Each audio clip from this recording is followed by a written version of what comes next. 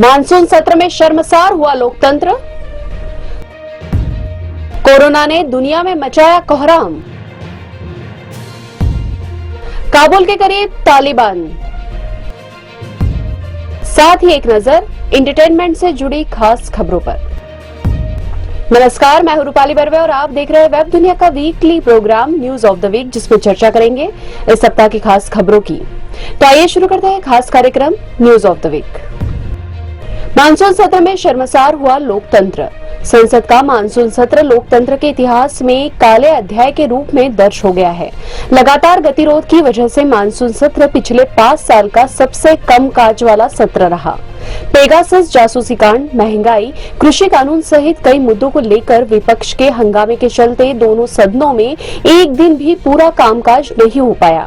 वहीं बुधवार को राज्यसभा अनिश्चितकाल के लिए स्थगित होने के बाद सदन के सीसीटीवी फुटेज की जो तस्वीरें सामने आई, उसने लोकतंत्र के मंदिर को शर्मसार कर दिया। सीसीटीवी फुटेज में सांसदों और मार्शलों के बीच हाथापाई होती दिखी। राहुल गांधी ने आरोप लगाया कि मार्शलों ने विपक्षी सांसदों की पिटाई की। वहीं सरकार की ओर से 8 मंत्रियों ने पलटवार करते हुए कहा कि कांग्रेस सांसद ही महिला मार्शलों से बदसलूकी करते हुए दिख रही है। सरकार के मंत्रियों ने एक सुर में राहुल गांधी से माफी मांगने की मांग की। मानसून सत्र में संसद में ओबीसी आरक्षण बिल पास हो गया। खास बात यह रही कि हंगामेदार सत्र में ओबीसी आरक्षण बिल पर सत्ता और विपक्ष एक साथ खड़े नजर आए। बिल के पास होने के बाद अब राज्यों को ओबीसी लिस्ट तैयार करने का अधिकार मिल गया है। उत्तर प्रदेश चुनाव से पहले ओबीसी आरक्षण बिल को मोदी सरकार का बड़ा दाव माना जा रहा है। ओबीसी के बड़े वोट बैंक को देखते हुए इसे वोट बैंक को रिझाने की बड़ी कवायद माना जा रहा है। कोरोना ने दुनिया में मचाया कोहराम। कोरोना वायरस महामारी से पूरी दुनिया में कोहराम मचा हुआ है। डेल्टा वेरिएंट को लेकर डराने वाली खबरें सामने आ रही है। ब्रिटेन में विशेषज्ञों ने दावा किया है कि वैक्सीनेशन के बाद हर्ड इम्यूनिटी भी इस वेरिएंट को नहीं रोक पा रही। चिंताजनक बात यह है कि कोरोना का डेल्टा वेरिएंट उन लोगों को भी संक्रमित कर रहा है जिन्होंने कोविड-19 रोधी वैक्सीन लगवा ली है। अमेरिका में भी एक बार फिर मामले बढ़ने लगे हैं। रूस में हाल ही में एक दिन में 800 लोगों की मौत हो गई है। इस वायरस से सतर्कता से ही बचा जा सकता है।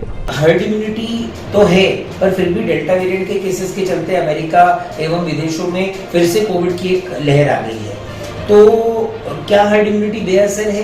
वैसे मैं ये तो नहीं कहूँगा कि हर्ड इम्यूनिटी बेअसर है, पर हाँ, जब भी कोई नया वेरिएंट आता है तो उसकी संक्रामक शक्ति काफी अधिक होती है और वह बहुत तेजी से मरीजों को फिर से अपने संक्रमण के घेरे में ले लेता है। इसलिए मास्क पहनना, सोशल डिस्टेंसिंग रखना और वैक्सीनेशन लगवाना अभी भी हमारे लिए बहुत जरूरी है एवं ये हमारे सुरक्षा घेरे को और कड़ा करते हैं। भारत में सबसे ज्यादा संक्रमण के मामले दक्षिणी राज्य केरल से आ रहे हैं। यहाँ रोज लगभग 15 से 20 हजार नए मामले सामने आ रहे हैं। सबसे डराने वाली बात यह है कि यहाँ 40,000 संक्रमण के ऐसे मामले सामने आए हैं जिन्हें कोरोना वैक्सीन के दोनों डोज लग चुके थे। देश की आर्थिक राजधानी मुंबई में भी एक बार फिर से मामले बढ़ने लगे हैं। वहीं कई राज्यों में बच्चों में आ रहे संक्रमण के मामले तीसरी लहर के संकेत दे रहे हैं। कर्नाटक में एक हफ्ते में 300 से ज्यादा बच्चे संक्रमित हुए हैं, जबकि पंजाब में स्कूल खुलते ही 33 बच्चों में संक्रमण की पुष्टि हो गई है। कर्नाटक में तो एक बार फिर से लॉकडाउन की आशंकाएं व्यक्त की जाने लगी है। काबुल के करीब तालिबान। अमेरिकी और नाटो बलों की वापसी के बाद तालिबान ने अफगानिस्तान पर शिकंजा कस लिया है। करीब 17 प्रांतों की राजधानियों पर वहां अपना कब्जा जमा चुका है। धीरे धीरे तालिबानी लड़ाके राजधानी काबुल की ओर बढ़ रहे हैं। काबुल से मात्र 50 किलोमीटर दूर रह गए हैं तालिबानी लड़ाके। अमेरिकी सैन्य खुफिया जानकारी के मुताबिक काबुल 30 दिनों के भीतर विद्रोहियों के दबाव में आ सकता है। कनाडा समेत कुछ देशों ने दूतावास खाली करने की तैयारी शुरू कर दी है।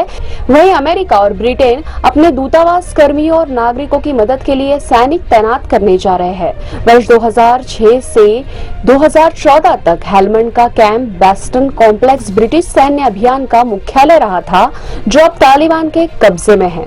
सरकारी प्रतिष्ठानों पर तालिबान का सफेद झंडा नजर आने लगा है। तालिबान के डर से अफगान घर छोड़कर भाग रहे हैं। वहीं कुछ लोगों ने घरों में टीवी सेट, किताबें, लैपटॉप आदि छिपा दिए हैं। अफगानी सुरक्षा बल तालिबान के आगे टिक नहीं पा रहे हैं। इस बीच तालिबान ने अपनी सरकार के गठन की प्रक्रिया भी शुरू कर दी है। दूसरी ओर भारत, जर्मनी, कतर, तुर्की और कई अन्य देशों ने कहा है कि वे अफगानिस्तान में किसी भी थोपी हुई सरकार को मान्यता नहीं देंगे। WD नाउ के एंटरटेनमेंट सेक्शन में पेश है एंटरटेनमेंट से जुड़ी कुछ खास खबरें।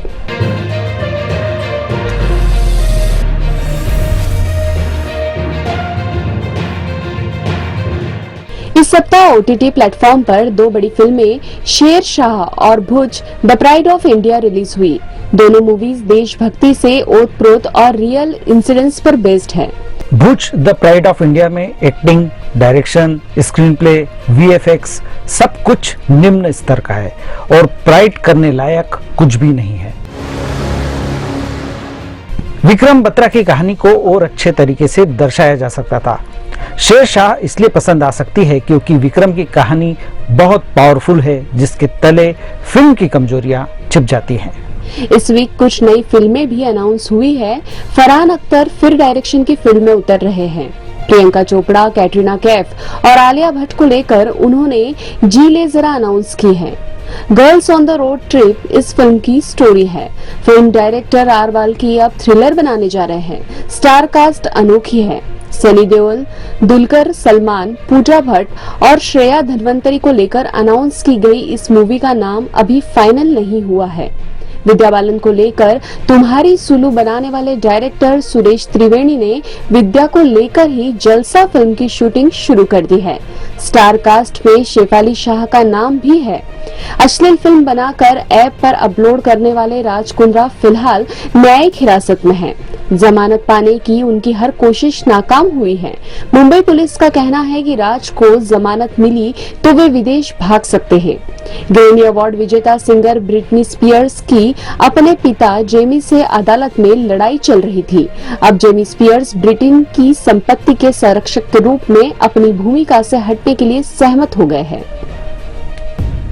अब खबरें संक्षेप में। प्रधानमंत्री नरेंद्र मोदी ने UN सिक्योरिटी काउंसिल बैठक की अध्यक्षता की। ऐसा करने वाले वे भारत के पहले प्रधानमंत्री। हिमाचल प्रदेश में भूस्खलन की चपेट में आई हिमाचल की रोडवेज बस, दर्जन भर ज्यादा लोगों की मौत। ट्विटर ने कांग्रेस के ऑफिशियल पेज को किया लॉक, विरोध के बाद किया बहाल। कांग्रेस ने कहा सत्यमेव जयते। प्रधानमंत्री नरेंद्र मोदी ने कहा 14 अगस्त को विभाजन विभीषिका स्मृति दिवस के रूप में मनाया जाएगा। वेब दुनिया का news of the week program आपको कैसा लगा कमेंट बॉक्स में जाकर जरूर बताइए। वेब दुनिया के चैनल को सब्सक्राइब कीजिए ताकि लेटेस्ट वीडियो आप तक पहुंच सके। अगले सप्ताह की सुर्खियों के साथ फिर हाजिर होंगे, तब तक के लिए नमस्कार। वेब दुनिया की सभी से अपील है कि भीड़ भाड़ से बचें, मास्क पहने व सैनिटाइजर का इस्तेमाल करें, साथ ही सोशल डिस्टेंसिंग का पूरा पालन करें।